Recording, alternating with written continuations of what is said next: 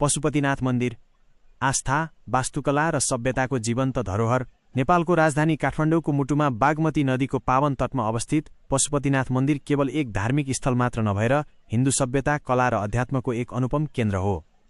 पौराणिक कालदेखि नै शिवशक्तिको प्रमुख पीठका रूपमा पुजिँदै आएको यो क्षेत्रलाई सन् 1979 मा युनेस्कोले विश्व सम्पदा सूचीमा सूचीकृत गरेसँगै यसको वैश्विक महत्त्व अझ प्रगाढ बनेको छ। भगवान शिवलाई पशुपति अर्थात् समस्त प्राणीका स्वामीका रूपमा यहाँ श्रद्धापूर्वक आराधना गरिन्छ। वास्तुकलाको दृष्टिले पशुपतिनाथको मुख्य मन्दिर नेपाली प्यागोडा शैलीको एक उत्कृष्ट नमुना हो। 2 तहको तामाको छानोमा सुनको बाक्लो जलप लगाइएको छ भने मन्दिरका 4वटै प्रवेशद्वारहरू चाँदीले सुसज्जित छन्। मन्दिरको गजुरमा रहेको सुनको चमकले यसको दिव्य भव्यतालाई झल्काउँछ। मन्दिरको भित्री गर्भगृहमा रहेको चतुर्मुखी शिवलिङ्ग यहाँको सबैभन्दा ठूलो आकर्षण र आस्थाको आधार हो। झण्डै 1 मिटर अग्लो यो लिङ्गको चारै दिशामा रहेका मुखहरूले फरक फरक तत्त्व र शक्तिहरूको प्रतिनिधित्व गर्छन्। पूर्वमा तत्पुरुष, पश्चिममा सद्योजात, उत्तरमा वामदेव र दक्षिणमा अघोर। लिङ्गको माथिल्लो भागमा रहने ईशान स्वरूपलाई भने निराकार मानिन्छ। पशुपतिनाथको अर्को एउटा विशिष्ट पक्ष यहाँको पुजारी परम्परा हो। मल्लकालदेखि नै मन्दिरमा दक्षिण भारतबाट आएका भट्ट पुजारीहरूले पूजाआजा गर्ने चलन छ, जसले गर्दा यो मन्दिर नेपाल र भारतबीचको सांस्कृतिक पुलको रूपमा पनि चिनिन्छ।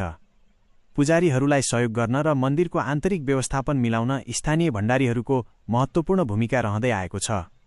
यहाँ गरिने दैनिक पूजा, पञ्चामृत अभिषेक र विशेष गरी साँझमा बागमती नदीको किनारमा हुने दिव्य बागमती आरतीले हजारौं भक्तजनहरूलाई मन्त्रमुग्ध पार्ने गर्दछ।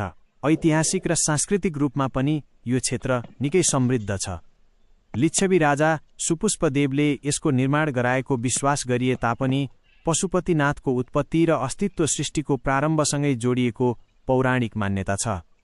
मन्दिरको नजिकै रहेको आर्यघाट हिन्दू संस्कार अनुसार मोक्ष प्राप्तिको अन्तिम गन्तव्य मानिन्छ, जहाँ जीवनको अन्तिम संस्कार गरिन्छ। महाशिवरात्रि, बाला चतुर्दशी र साउनको सोमबार जस्ता पर्वहरूमा यहाँको रौनक बेग्लै हुन्छ, जहाँ विश्वभरका साधुसन्त र श्रद्धालुहरूको विशाल उपस्थिति रहन्छ। समग्रमा पशुपतिनाथ क्षेत्र 492 वटा साना ठूला मन्दिर, सप्तल र चैत्यहरूले घेरिएको एक विशाल आध्यात्मिक संग्रहालय हो। यसले नेपाली कला, इतिहास र दर्शनलाई युगौंदेखि जीवन्त राखेको छ। यहाँको शान्त वातावरण, धार्मिक अनुष्ठान र प्राचीन कलाकृतिहरूले गर्दा नै पशुपतिनाथलाई देवताहरूको पनि देव महादेवको वासस्थानका रूपमा विश्वभरका मानिसहरूले श्रद्धापूर्वक हेर्ने गर्दछन्।